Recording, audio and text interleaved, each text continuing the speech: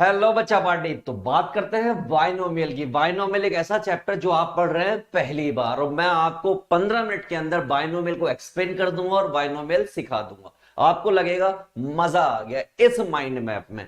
आपको इसके अलावा किसी भी चैप्टर का अगर माइंड मैप चाहिए तो फटाफट से आई बटन पर क्लिक कीजिए, वहां आपको हर एक चैप्टर का माइंड मैप प्लेलिस्ट में मिल जाएगा। वो भी चैप्टर चाहे आपका सेट्स हो, रिलेशन फंक्शन हो, ट्रिग्नोमेट्री हो, कॉम्प्लेक्स नंबर हो, सीक्वेंस एंड सीरीज हो, बाइनोमियल हो या स्ट्रेट लाइन हो, डेरिवेटिव, लिमिट एंड डेरिवेटिव हो या कॉनिक सेक्शन हो, हर चैप्टर का माइंड मैप आपको क्लियर कट मिलेगा प्लेलिस्ट में, जो कि आप आई बटन पर क्लिक करके उठाने वाले हैं। राइट, चलिए स्टार्ट करते हैं हम अपनी वीडियो को, जिसमें आप पढ़ेंगे माइंड मैप और पूरा चैप्टर 10 से 15 मिनट में फिनिश होने वाला है। आ जाइए।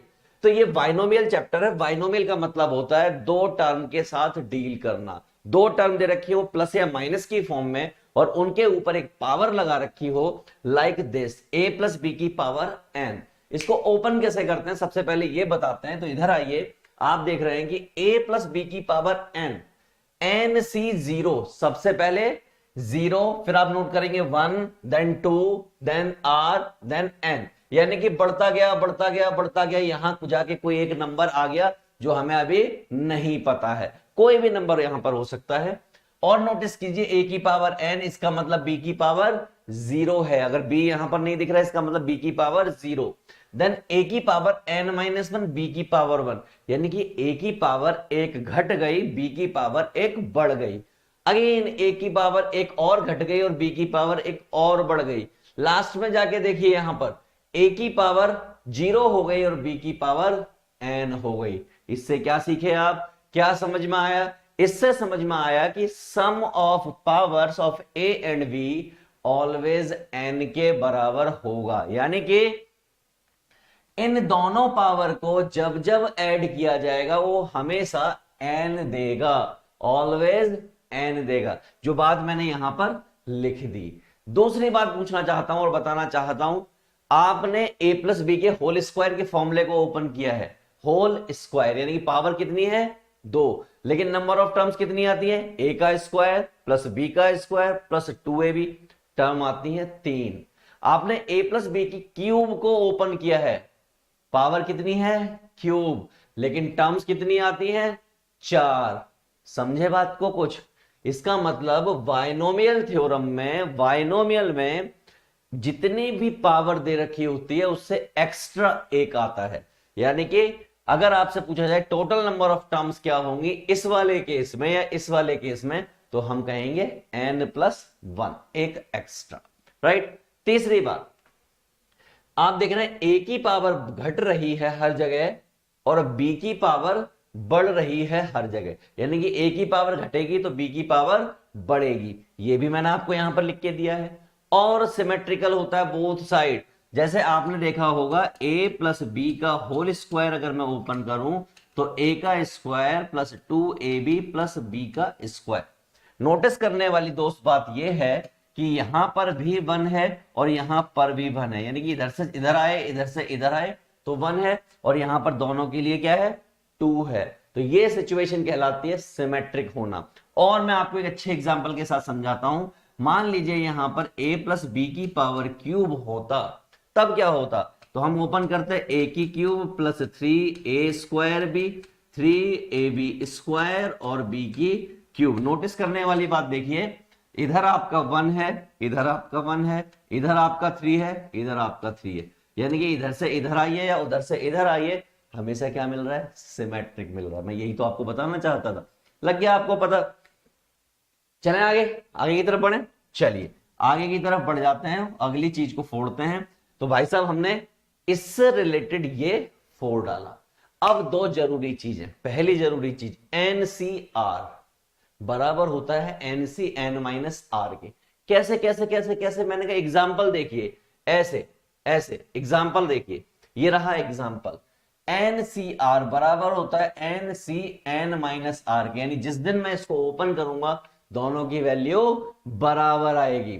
अगली बात कर रहा हूं, NC X equal to NC Y, यानी ऊपर अगर सेम है तो नीचे अलग अलग दे रखा है और इक्वल का साइन बीच में है, तो हम ये लिख सकते हैं कि n बराबर होगा x प्लस वाई के, और हम ये भी लिख सकते हैं कि x बराबर y होगा समटाइम्स, राइट। यहां जाइए, यहां जाइए, NC5 इक्वल टू NC7, तो n किसके बराबर होगा, दिस प्लस दिस के, और समटाइम्स मैंने कहा था ये इसके बराबर होता, बट ये मैंने कहा समटाइम्स हमेशा बराबर नहीं होता, राइट। वापस आइए, वापस आइए, तो भाई इसकी बात हो गई, अब इसकी बात कर लेते हैं।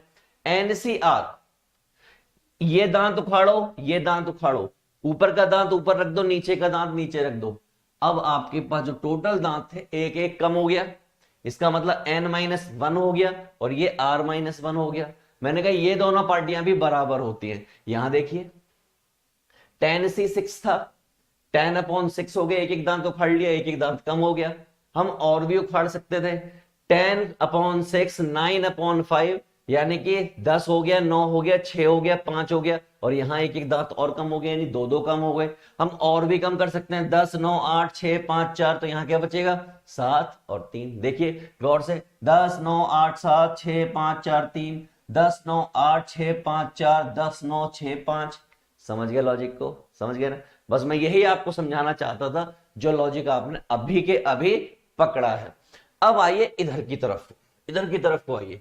मैं आपको एक फॉर्मूला बताने वाला हूं, एक फॉर्मूला, और एक फॉर्मूला पूरे चैप्टर को ध्वस्त कर देगा, नहीं पूरा गिरा डालेगा, फोड़ डालेगा। ये रहा जनरल टर्म का फॉर्मूला। किसका, जनरल टर्म का फॉर्मूला। अच्छा भाई, मैंने कहा इसी फॉर्मूले से आपको कोफिशिएंट निकालना हो वो भी निकलेगा।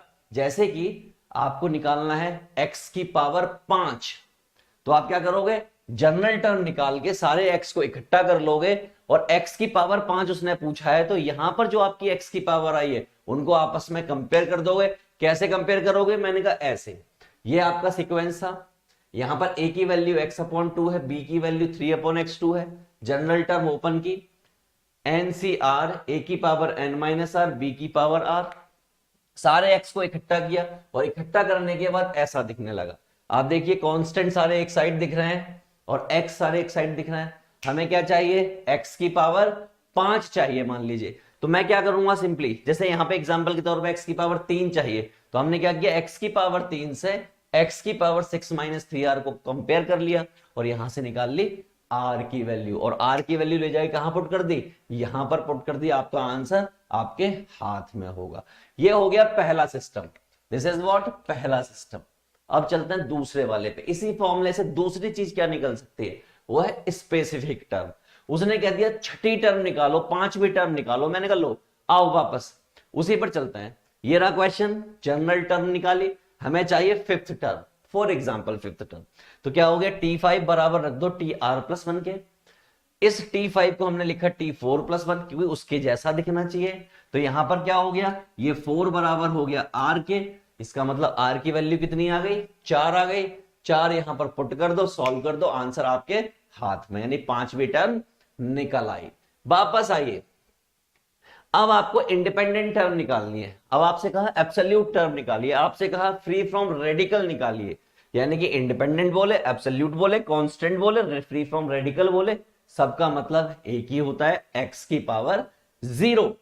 x की पावर 0, मैंने कहा हाँ। आइए वापस चलते हैं, फॉर इंडिपेंडेंट या एब्सोल्यूट या फ्री फ्रॉम रेडिकल या कांस्टेंट, तो यहां जो कुछ भी आया है ये, इसको x की पावर 0 से कंपेयर करो। जैसे आपने यहां पर x की पावर 3 चाहिए था, उससे कंपेयर किया, इस बार x की पावर 0 से कंपेयर किया, और करके r की वैल्यू 2 आ गई, r की वैल्यू 2 पुट कर दो, आंसर आपके हाथ में।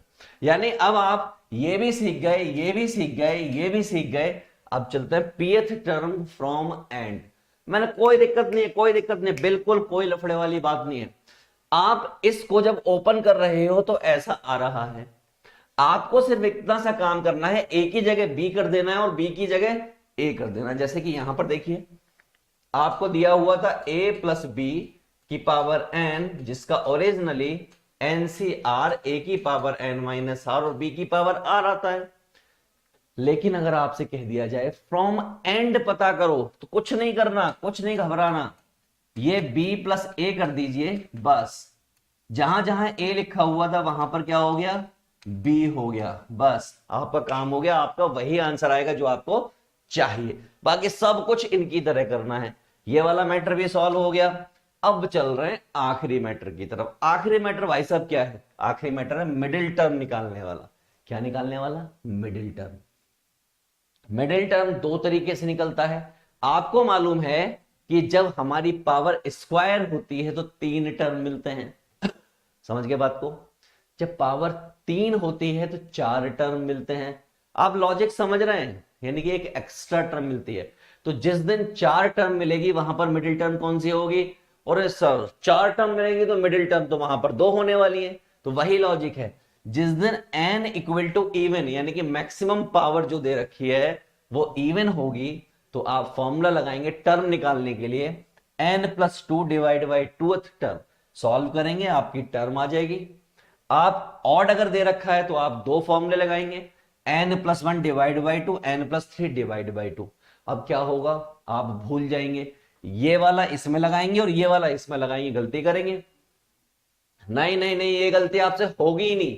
अगर आपने यहां पर ऑड लिखा हुआ है, आपने इवन अगर डाल दिया, मान लीजिए आपने 4 डाल दिया तो 4+1 डिवाइड बाई 2 क्या हो जाएगा? 5/2 हो जाएगा। और आपको मालूम है टर्म्स जो फ्रैक्शन में होती नहीं है। अब यहां पर भी ये गलती नहीं कर सकते। यहां पर अगर ये ऑड डाल दिया आपने जबकि इवन होता है, ऑड डालोगे तो 3 और 2 5 हो जाएगा, ये भी 5/2 हो गया जो अगेन फ्रैक्शन हो गया। इसका मतलब ये वाली गलती आपसे हो ही नहीं सकती, आप अगर थोड़ा सा भी अपना ब्रेन को यूज करोगे तो। आइए दिखा देते हैं यहां पर। यहां आइए, जैसे मान लीजिए यहां पर मिडिल टर्म चाहिए 6 है तो यहां पर टोटल टर्म कितनी हो गई? 7 हो गई। तो मिडिल टर्म सीधा मिल जाएगी।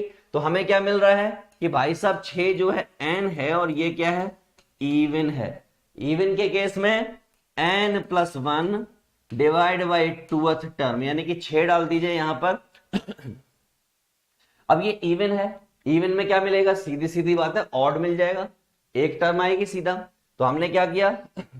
बड़ा सिंपल सा काम किया। वो क्या होता है? n+2 divide by 2th term. तो 6+2 यानी कि क्या आ गया? 4th टर्म आ गया। समझ गए बात को? कितनी आ गई? 4th term. मान लीजिए इसकी जगह पर होता x+y की पावर 7, ऑड दे रखा होता। n क्या हो गया? 7 जो कि क्या होता है? ऑड होता है। उस केस में आप क्या करोगे? मैंने कहा इजी है। अब यहां पर दो दो टर्म होंगे कि 7 डालने पर एक एक्स्ट्रा टर्म आएगी, 8 आएगी। और 8 मतलब क्या? 2 इवन टर्म। तो क्या होगा? n+1 डिवाइड बाई 2 और n+3 डिवाइड बाई 2। आप ऑड नंबर यहां पर डालोगे तो ही सॉल्व होगा। तो ये क्या हो गया? 7 और ये क्या हो गया? 7+3 डिवाइड बाई 2। 7 और 1 8 जिससे 4 आ गया और ये आपका 5 आ गया। यानी चौथे और पांचवें टर्म, चौथे टर्म का मतलब होता है 3+1 और पांचवें टर्म का मतलब होता है 4+1। यहां से r आपका 4 आ गया, यहां से r आपका 3 आ गया। r दोनों पुट करो, आंसर निकालो, दैट्स इट। सो बच्चा party, this is all about binomial theorem. आपने सिर्फ और सिर्फ 13 मिनट के अंदर पूरे बाइनोमियल थ्योरम को विद एग्जांपल 4 डाला है। कुछ आखिरी बातें जो मैं आपको बताना चाहता हूं, और वो बातें क्या हैं? छोटी हैं मगर मोटी हैं। क्या हैं वो आखिरी बातें? मैंने कहा भाई साहब NC0, मैंने क्या कहा आपसे कि NC0 आपका क्या होता है? मैंने आपसे क्या कहा? NC0 कोई आपसे पूछे तो 1 होता है, NC1 पूछे तो n होता है, और अगर NCn पूछे तो वो आपका n होता है। That's it. 5 फैक्टोरियल 120 होता है, 4 फैक्टोरियल 24 होता है, खत्म। 0 फैक्टोरियल 1 होता है। इससे ज्यादा कुछ और बताने की जरूरत नहीं है बच्चा party. So this is all from binomial theorem. अगर आपको किसी चैप्टर के वन शॉट चाहिए, वन शॉट किसी भी चैप्टर के, कोई भी चैप्टर आपकी मैथ्स की बुक का है, आपकी फिजिक्स की बुक का है, केमिस्ट्री की बुक हो, अकाउंट्स की बुक हो, इकोनॉमिक्स की बुक हो, बीएसटी की बुक हो, कोई भी चैप्टर का अगर वन शॉट आपको चाहिए, इवन दो बायोलॉजी का भी कोई भी चैप्टर अगर आपको चाहिए, तो छोटा सा काम करना है, आई बटन पर आपको क्लिक करना है, वहां आपको मिल जाएगी प्लेलिस्ट, और उस प्लेलिस्ट का घना इस्तेमाल कीजिए, गजब तरीके से अपनी तैयारी को बना लीजिए, और अपने दोस्तों के साथ शेयर करना ना भूलें, क्योंकि कर भला तो हो भला। मैं मिलूंगा आपको नेक्स्ट माइंड मैप में। फिलहाल के लिए good by two all of you.